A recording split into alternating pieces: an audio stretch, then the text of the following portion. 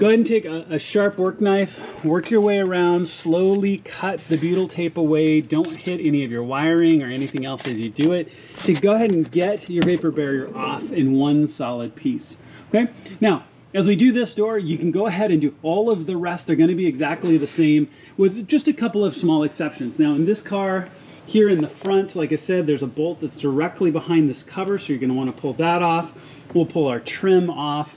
We'll pull our trim off here, back our door card off, and unplug everything just like we did for all the rest. But it's going to be the same all the way around, so we can actually get to the exposed door and exposed vapor barriers.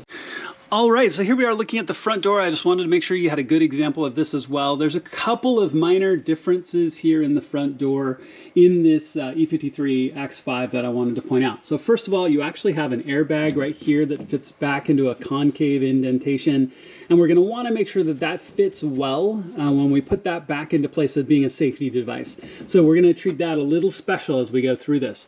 You can also tell the vapor barrier is cut off, and like I said a second ago, this is really extra good work to do because I hadn't realized how badly my vapor barrier had separated. This one didn't have any tears in it, but it was separated all over the place. Now, you can also see the track of the previous butyl tape here all the way around.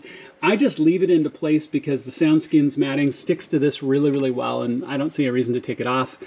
I did have a big ugly lump of it right here for some reason, so I just shaved it down to make sure that it was clean.